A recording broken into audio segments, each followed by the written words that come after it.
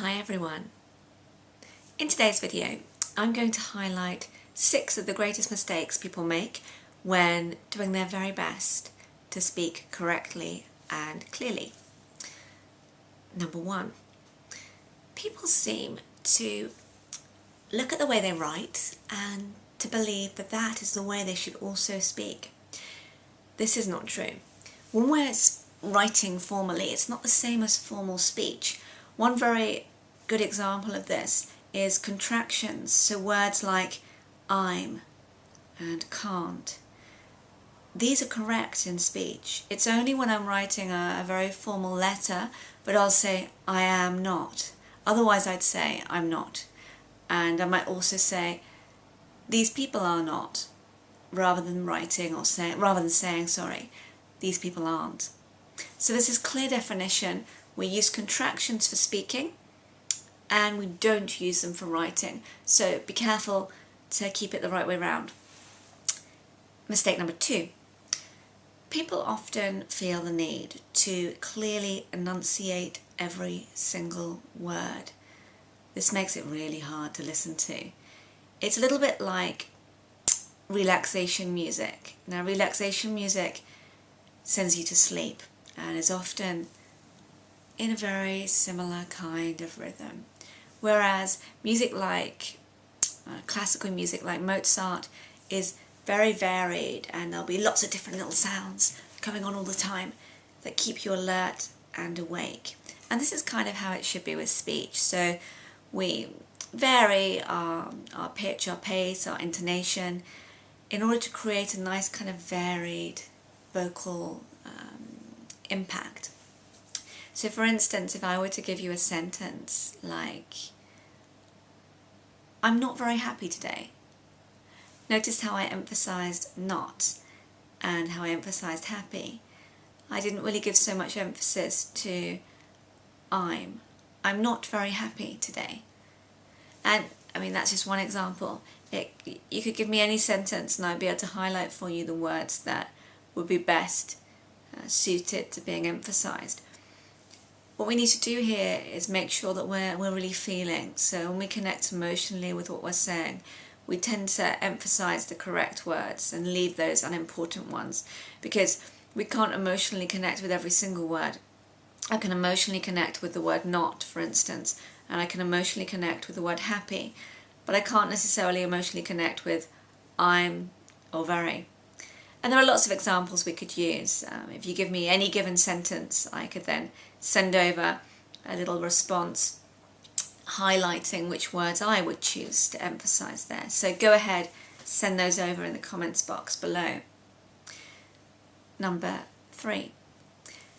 Alongside those words that people tend to emphasise, there's also sounds as well. So within any sentence there are going to be syllables that we emphasise and syllables that we don't.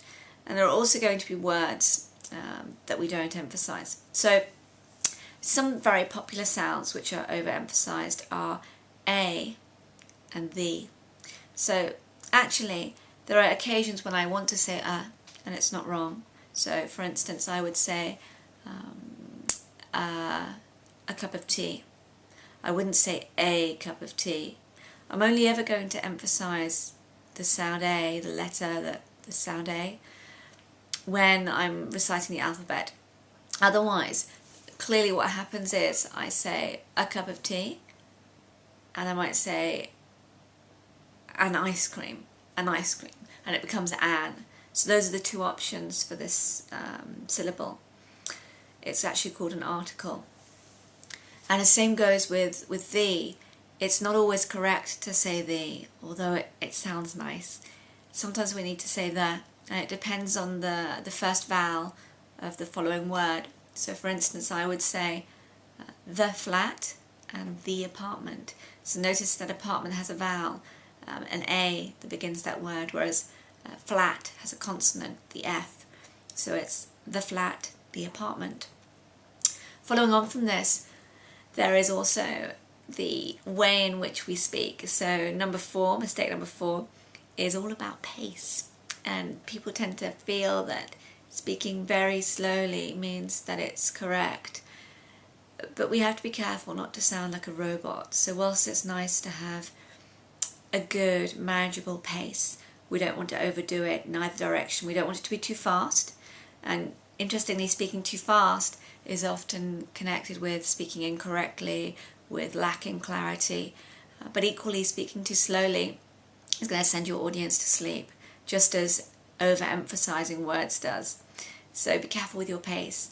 What you can do is speak relatively quickly, but emphasize the important words, and that will slow you down. That's very much my technique, because I have a tendency to speak too fast as opposed to speaking too slowly.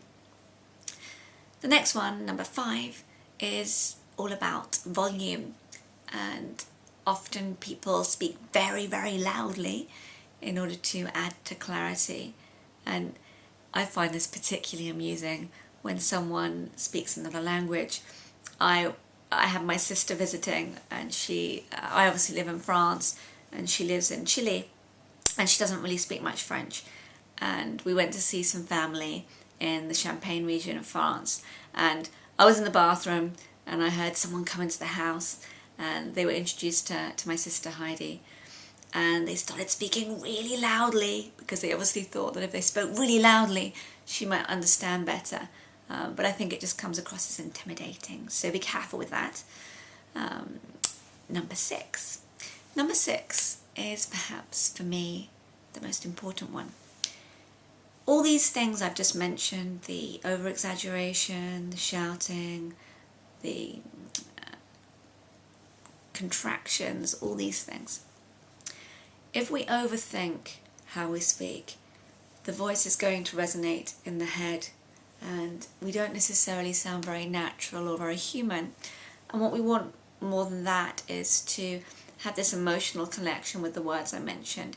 And when we do that, our voice resonates much more around the heart, and it sounds much more human. We get better rapport with people. People connect with us better.